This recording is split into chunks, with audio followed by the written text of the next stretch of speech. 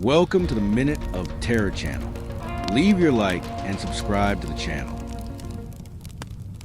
It was a moonless night, the kind where the sky feels like a black cloth draped over the world. I was sitting in the middle of the field with my family, dry grass brushing against my legs, the air heavy with the scent of damp earth and ripe corn. We had gathered there, near the fence separating our land from the neighbors, to pass the time telling stories.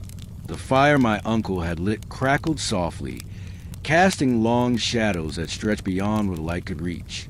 But what kept catching my eye, even as we laughed and talked, was the neighbor's old Scarecrow. It stood about 50 meters away, a crooked silhouette planted in the middle of the cornfield. The tattered straw hat slumped over its cloth face, and its arms, made of broken sticks, hung limply, as if the wind had given up on moving them. I always found that Scarecrow strange. I don't know why. Maybe it was the way it seemed to stare at us, even without eyes, or how the firelight made the stitches on its face look like a crooked smile. My cousin started telling a ghost story, something about a lost soul wandering the fields, and I laughed along with the others, trying to ignore the chill creeping up my neck.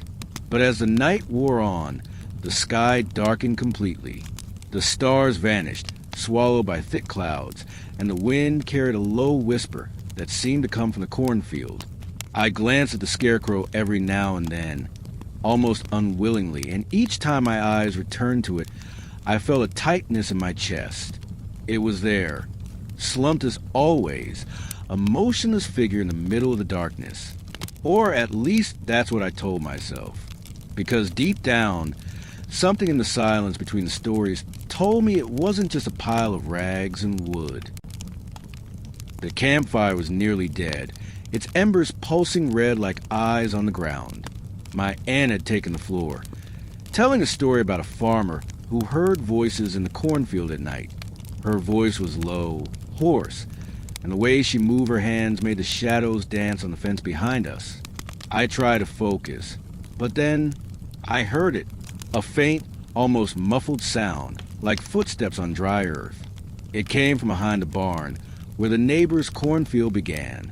My heart skipped a beat, and I turned my head slowly, trying not to draw attention.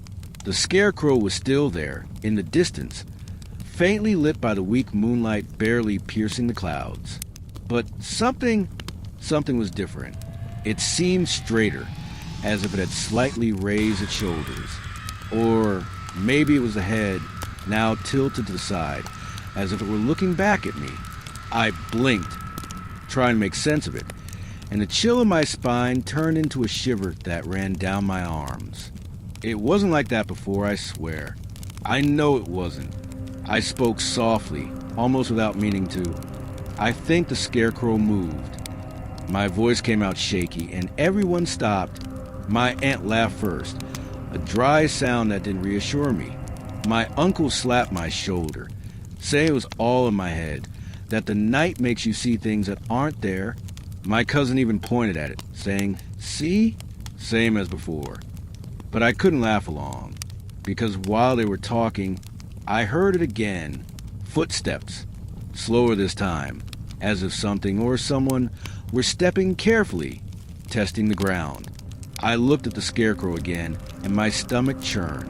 It seemed closer, not by much, maybe a few meters, but enough for me to notice.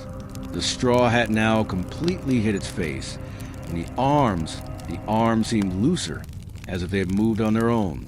I wanted to scream, but my throat locked up. My eyes darted to the cornfield, hoping to see an animal, a strong gust of wind, anything that could explain it. But the corn stood still, silent, as if holding its breath, and the Scarecrow, it didn't move.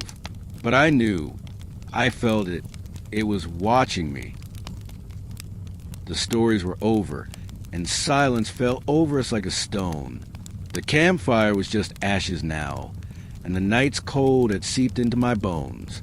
My aunt said it was time to go, and we started getting up, gathering our things in a hurry, as if everyone sensed something was wrong, but no one dared admit it.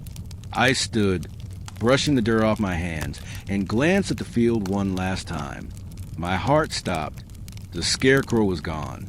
The post where it had been staked was empty. A bare stick pointing at the dark sky. The hat, the rags, the crooked arms. Everything was gone. I froze. My breath caught in my lungs as my eyes scanned the cornfield. Nothing.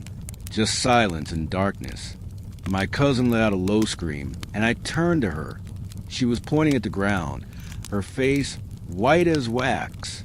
Footprints in the soft earth near the fence. There were deep, wide marks, as if something heavy had stepped there, and they weren't heading toward the cornfield. They were coming toward us, toward the house. No one said a word. My uncle grabbed a flashlight, its beam shaking as he lit the way. The footprints continued, one after another, cutting across the field until they vanished into the darkness near the porch. My chest ached from how hard my heart was pounding, and I could hear the blood rushing in my ears. We ran inside, stumbling in our haste, and locked the door with 2 turns of the key. I stayed up all night, peering out the window, waiting to see that tattered hat or the glint of face that wasn't there. But I saw nothing, just the empty post in the field, swaying slightly in the wind. No one slept well that night. The silence in the house felt alive, filled with whispers I couldn't make out. To this day, I avoid looking at the neighbor's cornfield after sunset, because I know it didn't leave. That old Scarecrow is out there, somewhere, waiting. And the footprints, they're still in my head, etched like a warning I'll never forget.